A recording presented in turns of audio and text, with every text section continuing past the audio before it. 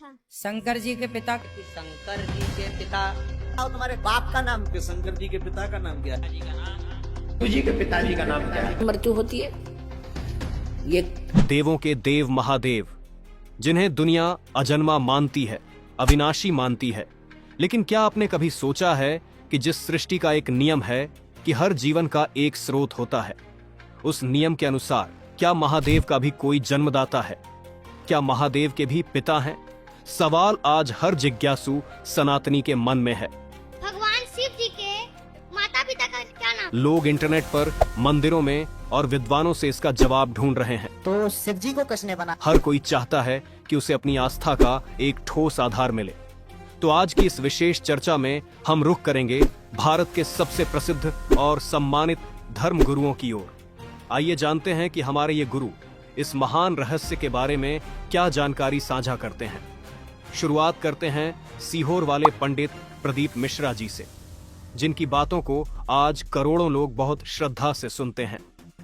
चलिए सुनते हैं शिव की उत्पत्ति पर उनका क्या विचार है। एक प्रश्न सारी दुनिया के लोगों के सामने खड़ा है। शिव के पिता कौन है? शंकर के पिता है कौन? शंकर का पिता कौन है? शंकर आजन्मा, जन्म नहीं लेता। पंडित मिश्रा जी ने बहुत स्पष्टता से कहा कि शिव अजन्मे हैं, यानी उनका कोई जन्मदाता नहीं है। उनके अनुसार शिव ही समस्त सृष्टि के मूल कारण हैं। लेकिन क्या अन्य विद्वान भी इसी बात से सहमत है? चलिए आगे बढ़ते हैं। अब चलते हैं बागेश्वर धाम, जहां धीरेन्द्र कृष्ण शास्त्री जी अपनी बात बहुत ही बेबाकी से रखते हैं। शिव जी के पिता के विषय में उनके पास क्या जानकारी है, जरा इनके इन दो बयानों पर गौर कीजिए। कोई इसको महादेव कहता, तो कोई शंकर कहता, तो कोई शिव कहता। वैसे शिव का अर्थ होता कल्याणकारी। शिव का अर्थ है मंगल। भोले बाबा का जब विवाह हुआ तो ब्रह्म जो दूल्हा बाबा के पक्ष से और कन्या पक्ष से जो ब्राह्मण थे, तो उन्होंने कहा कि अच्छा अब साखोच्चार का टाइम आ गया। तो दूल्हा से पूछा, बताओ तुम्हारे बाप का नाम क्या है? तो शंकर जी बोले, हम ही सबके बाप हैं, अब हमारे बाप का नाम क्या है? उसके अनुसार ब्रह्मा जी शंकर जी के पिता हैं। मुख्य कितने? वो बेटा किस काम का जो बाप से ज्यादा उन्नति ना करे। तो अगर ब्रह्मा जी के 4 हैं तो शंकर जी के कितने? 5। एक तरफ यह कहना कि उनका कोई पिता नहीं है और दूसरी तरफ ब्रह्मा जी को उनका पिता बताना। शायद यहाँ कोई बहुत गहरा रहस्य छुपा है जिसे समझने में हमसे चूक हो रही है। लेकिन क्या कोई और गुरु इस गुत्थी को सुलझा पाएगा? अब बारी है ज्योतिष पीठ के शंकराचार्य स्वामी अविमुक्तेश्वरानंद जी की। वे शास्त्रों के प्रकांड विद्वान माने जाते हैं। उनका तर्क इस विषय को एक बिल्कुल नए मोड़ पर ले जाता है। हमारा बाप कौन? हम ही तो सबके बाप। जब ब्रह्मा जी ने उनसे पूछा, क्या आपके पिताजी का नाम? कहा, हमारे पिताजी का नाम ब्रह्मा।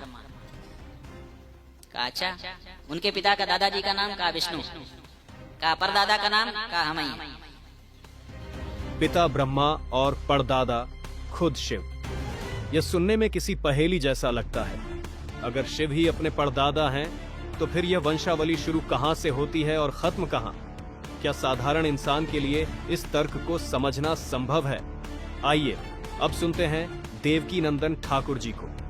वे अक्सर सनातन धर्म की रक्षा और उसके मूल्यों पर जोर देते हैं। शिव के अस्तित्व पर उनका क्या कहना है? शिव जी के पिताजी का नाम क्या है? यह है कि लीला करने के लिए तो कुछ भी बन जाते हैं, पर एक जो निर्गुण निराकार है, एक जो सगुण साकार है, उसे हम शिव कहते हैं, उसी को हम परम ब्रह्म कहते हैं, उसी को हम राम कहते हैं, उसी को कृष्ण कहते हैं। वो सबका पिता एक ही है। ठाकुर जी का मत भी पंडित मिश्रा जी से मिलता जुलता है। उनके अनुसार शिव ही जगत पिता हैं। लेकिन अगर वे जगत पिता हैं, तो फिर त्रिदेवों ब्रह्मा, विष्णु, महेश के बीच के आपसी संबंधों का आधार क्या है? अब रुख करते हैं अनिरुद्धाचार्य जी महाराज की ओर, जो अपनी कथाओं के माध्यम से युवाओं में काफी लोकप्रिय हैं। शंकर जी के पिता का नाम है ब्रह्मा। ब्रह्मा जी से प्रकट हुए हैं, उन्हीं को माता मान लो, उन्हीं को पिता मान लो। यहाँ अनिरुद्धाचार्य जी ने बिना किसी संकोच के ब्रह्मा जी का नाम लिया है। लेकिन सवाल फिर वही खड़ा होता है कि अगर ब्रह्मा पिता हैं, तो फिर शिव को महादेव क्यों कहा जाता है?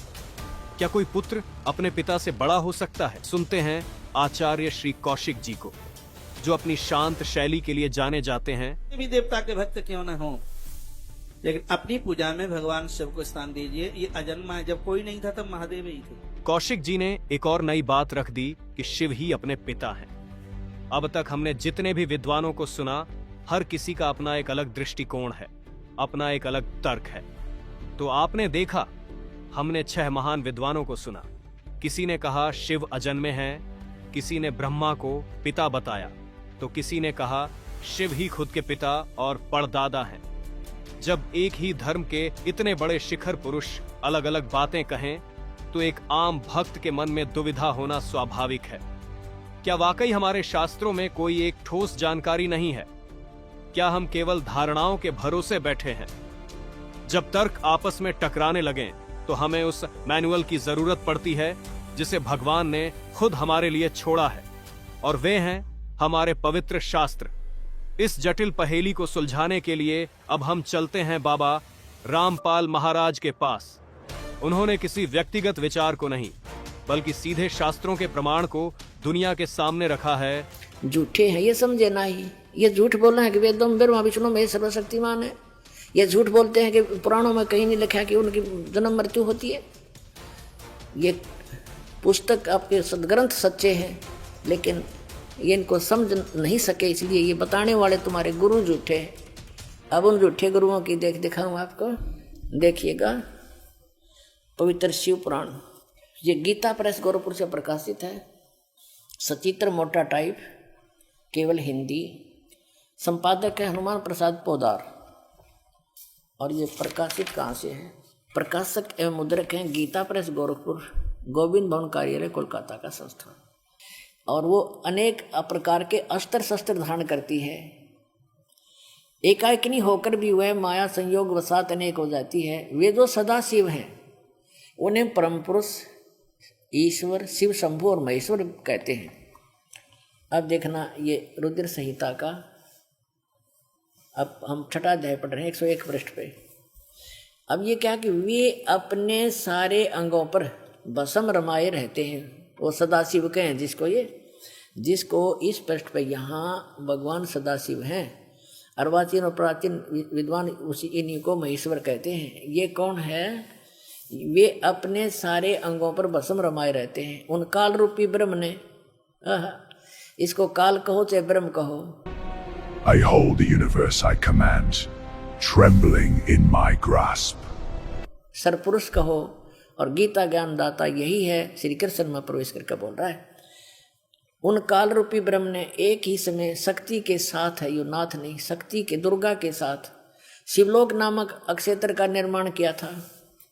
उस उत्तम अक्षेत्र को काशी कहते हैं। वे प्रिया और प्रियतम शक्ति और शिव यानी पति पत्नी रूप में रहते हैं। प्रिया और प्रियतम जो परमानंद स्वरूप है, उस मनोरम क्षेत्र में नित्य निवास करते हैं। बाबा रामपाल महाराज कहते हैं कि पुण्य आत्माओं शिव जी को लोग अजन्मा कहते हैं, क्योंकि उन्होंने शास्त्रों को गहराई से नहीं देखा। पवित्र शिव महापुराण रुद्र संहिता 2 खंड अध्याय 6, 7 और 9 को पढ़िए। वहां स्वयं भगवान शिव की उत्पत्ति का वर्णन है। वहां स्पष्ट लिखा है कि सदाशिव, जिन्हें काल ब्रह्म या ज्योति निरंजन कहा जाता है, और प्रकृति दुर्गा/अष्टंगी के संयोग से 3 पुत्रों का जन्म हुआ, ब्रह्मा, विष्णु और महेश शिव। जी हां, अपनी आंखों से देखिए। बाबा रामपाल महाराज जो प्रमाण दिखा रहे हैं, वह गीता प्रेस गोरखपुर द्वारा प्रकाशित शिव पुराण का है। इसमें साफ साफ अक्षरों में लिखा है कि शिव जी के पिता सदाशिव हैं और माता दुर्गा हैं। यह जानकारी किसी एक व्यक्ति की कल्पना नहीं, बल्कि हमारे पुरातन शास्त्रों में हजारों सालों से दर्ज है। सवाल अब गुरुओं के सही या गलत होने का नहीं है, सवाल है शास्त्रों की प्रामाणिकता का। अगर हम शास्त्रों को मानते हैं, तो हमें उनमें लिखे इस सत्य को भी स्वीकार करना होगा। सत्य को जानना हमारा अधिकार है और उसे आप तक पहुंचाना हमारा कर्तव्य। अगर आपको यह सच का भी सच पसंद आया, तो इस वीडियो को साझा करें, ताकि समाज से भ्रम की स्थिति दूर हो सके। ऐसी ही और शास्त्र सम्मत जानकारियों के लिए हमारे चैनल को सब्सक्राइब करें। अगर डिबेट आपको अच्छी लगी हो तो कमेंट जरूर करें। इस डिबेट में शामिल होने के लिए आपका बहुत बहुत धन्यवाद। जय हिंद, जय भारत।